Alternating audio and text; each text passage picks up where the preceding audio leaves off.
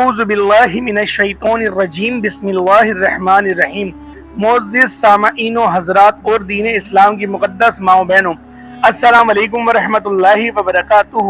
امید کرتا ہوں آپ سب خیر و عافیت کے ساتھ ہوں گے۔ اللہ پاک ہم سب کا حامی و ناصر ہو۔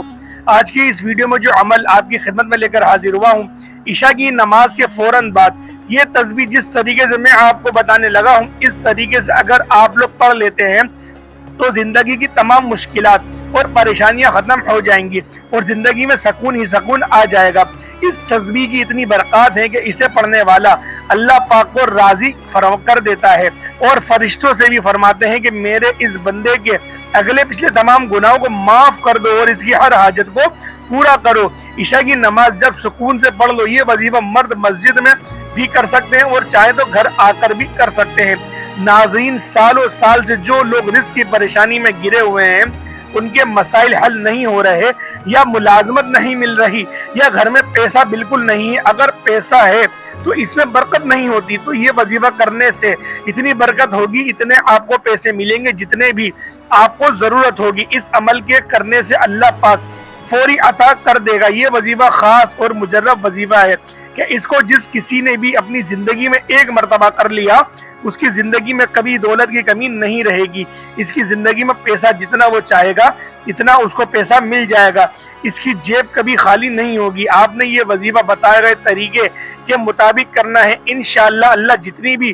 آپ کی رکاوٹیں ہیں ان سب کو دور فرما دے گا، اور رزق اور دولت کے پیسوں کے جتنے بھی مسائل ہیں فوری حل ہو جائیں گے۔ محترم ناظرین، وظیفے کا طریقہ اچھی طریقے سے سمجھ لیں، اور اگر آپ لوگوں نے اس وظیفے کی خاص اجازت چاہتے ہیں، اگر آپ چاہتے ہیں کہ وظیفے کی آپ کو خاص اجازت ملے، تو آپ لوگوں نے ویڈیو لازمی پوری دیکھنی ہے، ویڈیو کو لائک کرنا ہے اور کمنٹ سیکشن کے اندر اپنا نام لکھ دینا ہے، یا پھر کوئی بھی ایک اچھا سا کمنٹ کر دینا ہے۔ اور میں ان لوگوں کے یقین کریں، میں دل سے ان کے لیے دعا نکلتی ہے جو مجھے دعا دیتے ہیں، کیونکہ جتنے بھی لوگ آتے ہیں آدھے زیادہ صرف دعا کروانے کے لیے آتے ہیں، لیکن بعض ایسے بھی میرے بھائی آتے ہیں جو میرے لیے بھی دعا کرتے ہیں، لیکن دل خوش ہوتا ہے، کیونکہ بے شک ہم لوگ تو دعا کرتے ہی ہیں، لیکن کوئی میرے لیے دعا کرے نا کہ اللہ پاک تجھے کامیاب کرے، یقین کرے بڑا دل خوش ہوتا ہے، کیونکہ جتنے بھی آتے ہیں غم کے مارے ہی آتے ہیں، جتنے بھی وظیفہ کرنے والے ہوتے ہیں پریشان حالی ہوتے ہیں، وہ اس پریشانی کے باوجود مجھے یاد رکھتے ہیں، تو مجھے ان لوگوں کے لیے یقین کریں میں دل سے ان کے لیے دعا گو رہتا ہوں، ان کے لیے میں دل سے دعا کرتا ہوں، اور اپنے بزرگوں سے بھی میں فرماتا ہوں کہ میرے بزرگوں آپ لوگ ان کے لیے لازمی دعا کریں، اچھی طریقے سے دعا کریں، کیونکہ یہ بندہ مجھے نہیں بھولا۔ جب اللہ پاک کا بندہ جو اتنا پریشانی کے عالم میں ہے اور وہ اس پریشانی کے عالم میں بھی مجھے دعا دے رہا ہے، تو آپ خود سوچیں، تو لہٰذا وہ بھی میرے جو پیر صاحب ہیں بڑے خوش ہوتے ہیں، تو لہٰذا بات دور نہ نکل جائے۔ عمل کیا ہے، عمل کو ذرا اچھی طریقے سے آپ لوگ سمجھ لیں کہ آپ نے کب کس طرح کس جگہ اور کس احتیاط سے یہ وظیفہ کرنا ہے۔ اس وظیفے کو کرنے کے لیے اچھی طرح وضو کر لیں اور عشاء کی نماز سکون سے مکمل کر لیں۔ عشاء کی نماز پڑھنے کے بعد جیسے ہی آپ تمام لوگ سلام پھیر لیں گے، آپ کی نماز مکمل ہو جائے گی۔ اس کے بعد درود پاک آپ جتنی مرتبہ چاہیں پڑھ لیں، لیکن 3 مرتبہ کم از کم پڑھ لیے گا۔ اگر آپ کو درود ابراہیمی یاد نہیں تو آپ لوگ کوئی اور سا بھی درود پڑھ سکتے ہیں، لیکن میری ماؤں میری بہنوں، آپ لوگوں نے لازمی درود ابراہیمی ہی پڑھنا ہے، کیونکہ درود ابراہیمی کی بے پناہ کی فضیلت آئی ہے، تو لہٰذا اس درود کو بھی لازمی ہم لوگ پڑھتے ہیں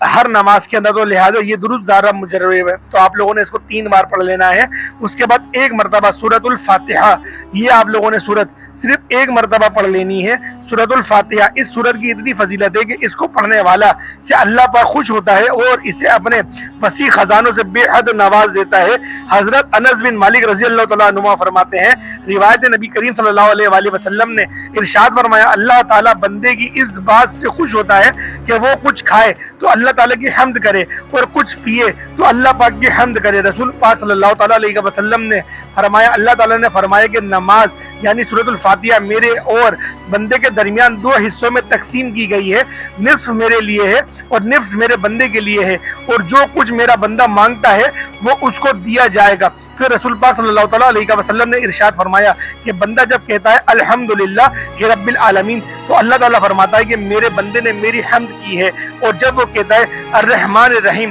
اللہ تعالیٰ فرماتا ہے کہ میرے بندے نے میری تعریف و ثنا بیان کی ہے، اور جب بندہ کہتا ہے مالک یوم الدین تو اللہ پاک فرماتے ہیں کہ میرے بندے نے میری بزرگی بیان کی ہے، اور جب بندہ کہتا ہے ایاک نعبد و ایاک نستعین تو اللہ پاک فرماتے ہیں کہ یہ آیت میرے اور میرے بندے کے درمیان مشترک ہے، کیونکہ اس میں ایک پہلو حق تعالیٰ کی حمد و ثنا کا ہے اور دوسرا پہلو بندے کی دعا و درخواست کا ہے۔ اس کے ساتھ یہ بھی ارشاد فرمایا کہ میرے بندے کو وہ چیز ملے گی جس نے مانگی۔ پھر جب بندہ کہتا ہے اہدنا الصراط المستقیم آخری تک تو حق تعالیٰ فرماتے ہیں کہ یہ سب میرے بندے کے لیے ہے اور اس کو وہ چیز ملے گی جو اس نے مانگی ہے۔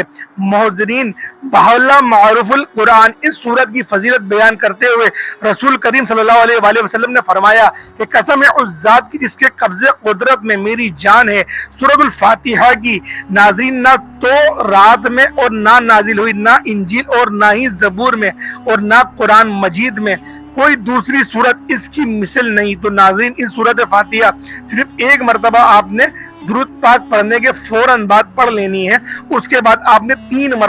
صرف تین مرتبہ یا مسبب الاسباب، اس کے معنی ہے سبب پیدا کرنے والا، اس تسبیح کو پڑھنے سے اللہ پاک بہت زیادہ سبب پیدا کر دیتے ہیں۔ اب آپ نے جیسے کہ 3 مرتبہ یا مسبب الاسباب آپ لوگوں نے پڑھ لیا، اس کے بعد آپ نے اللہ پاک کا یہ صفاتی نام بھی کہا جاتا ہے اللہ الصمد، اس کو 11 مرتبہ پڑھ لینا ہے، 11 مرتبہ اللہ الصمد۔ محترم ناظرین اس کے فوراً بعد آپ نے 3 مرتبہ اللہ پاک کی یہ 3 نام ملا کر پڑھنے ہیں، یعنی کہ ایک تصور کے ساتھ آپ لوگوں نے ان 3 ناموں کو پڑھنا ہے، یا اللہ یا رحمان یا رحیم، یہ ایک بار ہوا، یا اللہ یا رحمان یا رحیم یہ 2 بار ہوئے، یا اللہ یا رحمان یا رحیم یہ 3 بار ہو گئے۔ اس طریقے سے آپ لوگوں نے ان تینوں ناموں کو آپ نے ملا کر پڑھنا ہے اور 3 باری آپ لوگوں نے پڑھنا ہے، اور آپ لوگوں کو جس طریقے سے میں نے بتایا اسی طریقے سے آپ لوگوں نے پڑھنا ہے، اور اس کے بعد آپ نے درود پاک جو آپ نے شروع میں پڑھا وہی آپ لوگوں نے آخر میں پڑھ لینا ہے۔ میری ماؤں میری بہنوں، آپ لوگوں نے اس عمل کو انتہائی عاجزی کے ساتھ، انتہائی انکساری کے ساتھ کرنا ہے، اور آپ لوگوں نے درود پاک جو میں نے بتایا درود ابراہیمی اگر آپ لوگ وہی پڑھیں گے تو زیادہ بہتر رہے گا۔ تو میری ماؤں میری بہنوں، یہ عمل انتہائی مجرب ہے، انتہائی کرامت عمل ہے۔ آپ لوگ جب بھی عشاء کی نماز پڑھنے کے بعد اس عمل کو کریں گے تو لہٰذا یقین کریں بہت ہی زیادہ مستند یہ عمل ہے،